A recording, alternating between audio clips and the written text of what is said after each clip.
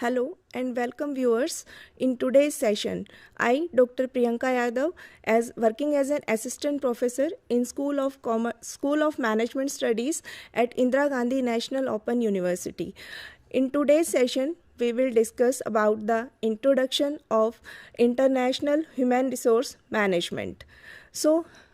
In today's session, we will discuss about the introduction and definition of international human resource management, and then definition of human resource management, and after that we will discuss about the difference between international human resource management and domestic human resource management. We will discuss about the various approaches of international human resource management and various activities and functions performed under the international human resource management. So let's start with the introduction to international human resource management. When it comes to international human resource management, there arises a lot of confusion about what exactly it is all about. It means and the different how it is different from domestic human resource management, or we can say simply human resource management. So it is better to know and understand the importance of basic international human resource management terminology, the terms that we use very frequently in the context of international human resource management. Multinational corporation, what it is? The organization operating in multiple countries other than their home country are called the multinational corporation. There are so many examples of MNCs like Samsung, LG, and Apple. These are the very common example of MNCs. Next is transnational corporation. And transnational corporation or organization that produces, trades, funds and operates worldwide is called transnational corporation. Like Coca-Cola is the famous example of transnational corporations. Next term that we use very frequently in context of international human resource management is home country or parent country. Home country means it is the central command of the parent company where the multinational corporation or transnational corporation is based. It means where the company registered its office or its headquarters situated in home country. Next is host country. Host country is a subsidiary or branch of the MNC or TNC that is operated or where it is operated or located. Next term is parent country nationals and home country nationals. Resident of the MNC or TNC is home country or parent country. It means the residents who or the employees who are the resident of the home country of that organization are called the parent country nationals or home country nationals. Host country nationals, a national of the host country is an employee of an affiliate or branch of an MNC who is a resident of the country in which the affiliated branch of the MNC or TNC is functional. It means the employees of the host country are called the host country nationals. Suppose an employee working in the MNC or TNC, so employee of that particular country company where the company is situated or located. So that employee is called the home country national, or if any employee other than that home country is working in that organization is called the host country nationals. Third country nationals, employee of a multinational corporation or its subsidiary and a citizen of a country other than the home country or host country. of the MNC corporation. If an employee working in the organization that is not from the home country and not from the host country, which is from any other third country, it is called the third country nationals. Now we come to the definition of international human resource management. As per the Subbarao Pulapa, he stated that international human resource management can perform HRM and its connected activities and sort out for related and essential cultural and migration facilities for future and current employees by the firm working in domestic and overseas countries.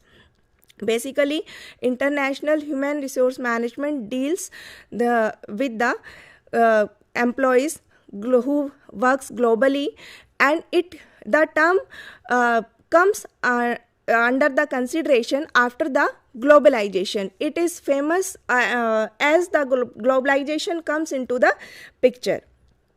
In addition to the human resource management functions and activities, the international human resource management only deals with expatriate functions. It also included additional features like dispute resolution between domestic and foreign employees, cross-cultural management at different levels, and cooperation between domestic and foreign employees. Because in international human resource management, organization has to deals with the foreign nationals and home country nationals. So there is lot of cultural diversities in both the cases. So organization has to deal with the dispute resolution between domestic and foreign employees, as their culture are different from each other. So there are some cross-cultural management at different levels. Then organization needs to deal with these type of activities also. Now, Mark Mandel in 2000 attempted to create criteria for defining international human resource management. According to him, HR activities addresses matters carried out cross borders or at locations other than headquarters in the home country. And international human resource management addresses the linkage and synergies between the organization's human resource management activities and the foreign environment in which it operates, because the employees have to work with the international environment or foreign environment. So HRM activities deals with that environment also. And international human resource management is allusive of human resource management studies, or we can say that there are differences in how companies in different countries carry out HR activities, because the environment of every country is different from each other. So international human resource management carries out human resource management activities and its related activities and arrange the necessary cultural and immigration facilities, and for organization operating nationally and internationally for their potential and current employees. Now we come to the difference between domestic human resource management and international human resource management. So domestic and international companies are working on their synergies, but there are some differences between how these two companies operate, because the differences can be found in foreign exchanges, their quotas, their tariff, their government rules and regulation may be different, and there are some cultural differences also. So basically some fundamental aspects that distinguish between international human resource management from domestic human resource management, there are six such type of fundamental aspects that we will going to discuss. So these are wider nationalities, broader relationship and complexities among the employees or the organization, influence of international environment, enduring complexities of human resource management activities, variety of functions, and different approaches for the functions. These are the six fundamental aspects from which we can differentiate the international human resource management from the domestic human resource management. First one is wider nationalities. International human resource management deals with people of different nationalities.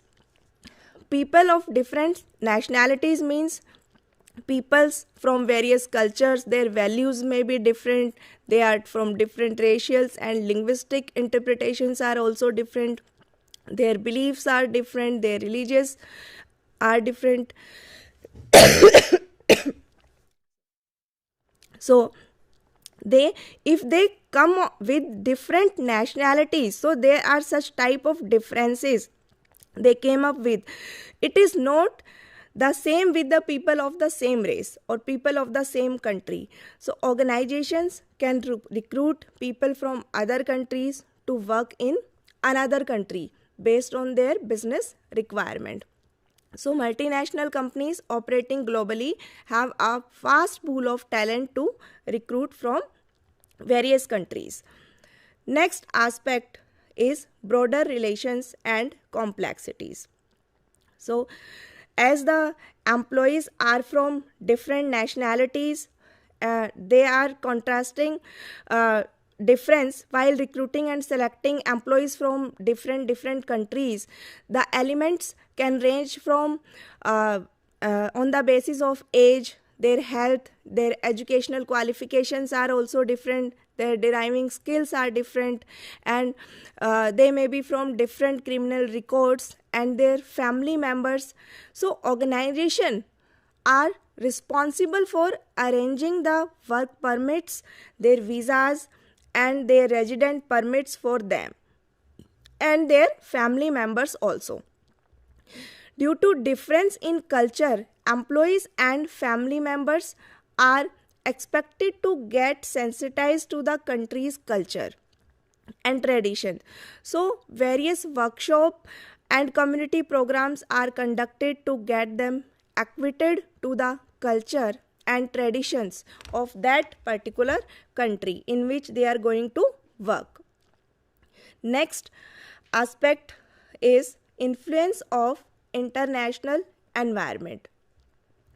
People are aware and have become accepting of the differences that arises due to the culture and tradition of people of different nationalities.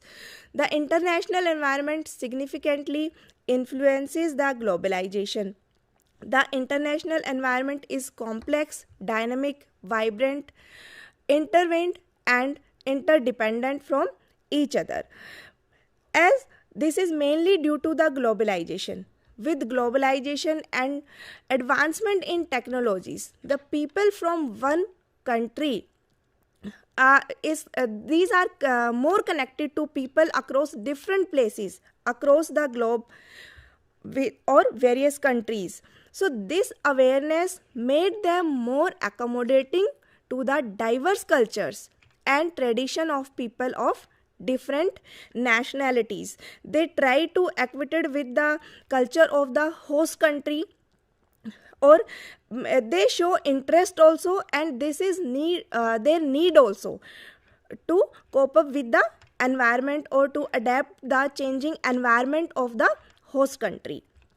So but in case of domestic human resource management, employees or organization only need with the local country local employees, local people. So their working style are different, the culture is almost same, so how it is different from the international human resource management, as it deals as the influence of international environment is very high in case of international human resource management. Social and cultural norms vary from country to country, and every country has their different way of following those norms. So international environment like economic environment, political environment, technology widens the scope of international human resource management activities. These lead to using and implementing different methods and practices of international human resource management. While in case of domestic human resource management, it is influenced by the domestic economy and economic environment, political environment, and technological environment. So it narrows the scope of domestic human resource management activities. Enduring complexities of international human resource management activities. Because international human resource management mainly deals with the expatriates. That is, who are the expatriates? The employees or nationals of their home country, host country, and third country citizens. They are called the expatriates. The host country must follow the specific rules and regulation of the home country or the country in which the organization is located or operated. So while on the other hand, domestic human resource management deals with only the nationals of the same country.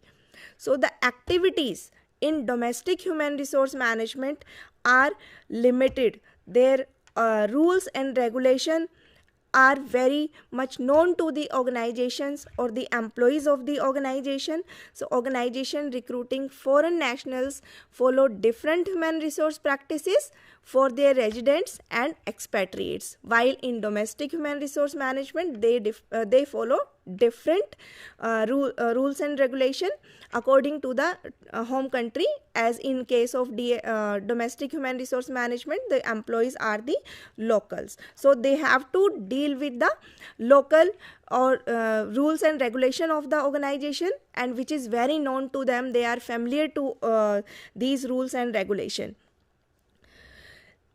Next aspect of their difference is variety of functions. So international human resource management deals with almost the same function that domestic human resource management perform, but there is some different. As in international human resource management, organization deals with the expatriates or nationals of the host country, home country, and the third country.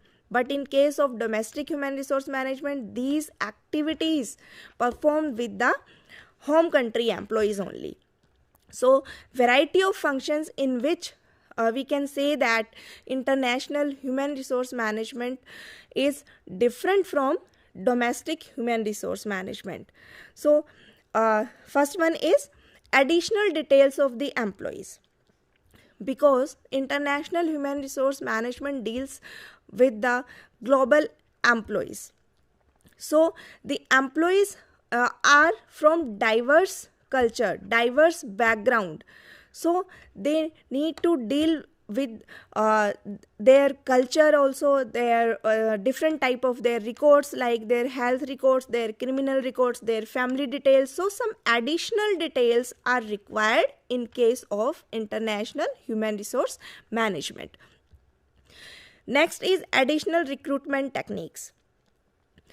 In case of international human resource management, some additional human resource recruitment techniques are required, like the most of the recruitment and selection activities are performed in case of IHRM, International Human Resource Management. They performed online. Because the face-to-face interaction, it may be costly, it may be time consuming, so they would prefer the online recruitment and selection techniques. Checking of criminal records, because in case of international human resource management, the people from one country are going to other country for their working. So the home country organization need to check their criminal records, their family background, so that it may not it is sometime it may be difficult for the host country to deal with their records also, so that it may not create the problems for the host country in maybe later. So this need to be checked in case of international human resource management, but it is not necessary in case of domestic human resource management. And checking of criminal records is necessary after the US attack. Before that it is not required. Some companies are checking the criminal records, but some countries were not checking the criminal records, but now it is mandatory for all the organizations. Online selection, as we have discussed, in case of HRM, online companies prefer online selection, but in case of domestic human resource management, companies prefer face-to-face selection. Employee detail. In case of international human resource management, there are various additional employee details required, but in case of domestic human resource management, no additional details are required, like their health records, their remuneration records, and their criminal records, their family background. So there are various employee details required in case of international human resource background. In fact, their cultural background needs to be checked, because the organization need to arrange their language training, their cultural training. So this type of functions need to be performed in international human resource management, but in domestic human resource management these details need not to be required. In case of international human resource management, the immigration information is also required. It is mandatory for the organization, and fulfilling immigration formalities also required, because they need to fulfill their visa formality, their immigration formality, their transit arrangement, also their air ticketing. So this type of information is also required in case of international human resource management. Their logistic arrangement need to be done by the organization.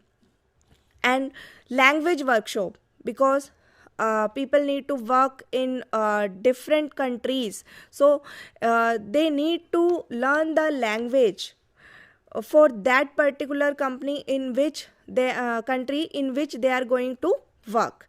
So organization need to arrange the language and cultural workshop for their employees. They need to give the special training before they depart for the host country. Sorry. So these are the various functions that need to be performed by the international human resource management, but they need not to be performed in the domestic human resource management. Now we come to various approaches to international human resource management. In 1969, Douglas Wind and Perlmutter advocated 4 approaches to international human resource management. These approaches are ethnocentric approach, polycentric approach, regiocentric approach, and geocentric approach. In ethnocentric approach, domestic companies formulate their strategies, product design, and operations toward national markets, customers, and competitors. If in case they have excessive production, the company can choose to export in some other country. So they try to capture the foreign market, and that is considered as an extension or the new region. This approach is suitable for the for during the early days of internationalization and for smaller companies. So this is the organization structure in case of ethnocentric approach. The managing director is on the topmost position, and under one managing director there are some functional leaders or functional managers like manager R&D, manager finance, manager marketing, and under each manager there are some assistant manager region wise, like assistant manager North India, assistant manager South India, and assistant manager exports. So this is how the organization structure of ethnocentric approach. Now we come to the polycentric approach. Polycentric approach is when a foreign subsidiary company is established to decentralize the authorities, decision making authority to its management. As the name indicates, polycentric, when any organization delegate the decision making authority to its management, organization appoints some key personnel from the home country, and the host country's people fill all other vacancies. As all the product design strategies, policies are drafted by the subsidiaries management, that is based on the host country environment and preferences of local customer. Polycentric approach focus on the conditions of the host country in policy formulation, strategy implementation, and operations. This is the organization structure under polycentric approach. So under managing director there is a CEO of foreign subsidiary, and under the CEO of that foreign subsidiary there are different functional managers. So this is how we can see that the structure of the polycentric approach. Next is regiocentric approach. After operating successfully in the foreign country, the company expands the exporting operation to the neighboring country, to the host country. So this is the diagram or organization structure for the regiocentric approach. And now the last one is geocentric approach. So employees are selected from the whole globe and operate with several subsidiaries. Headquarters coordinate the activities of the subsidiary, and each subsidiary function as an independent autonomous company. So this is the organization structure that comes under the geocentric approach. This is little bit complex from other approaches. So thank you learner for the today's session.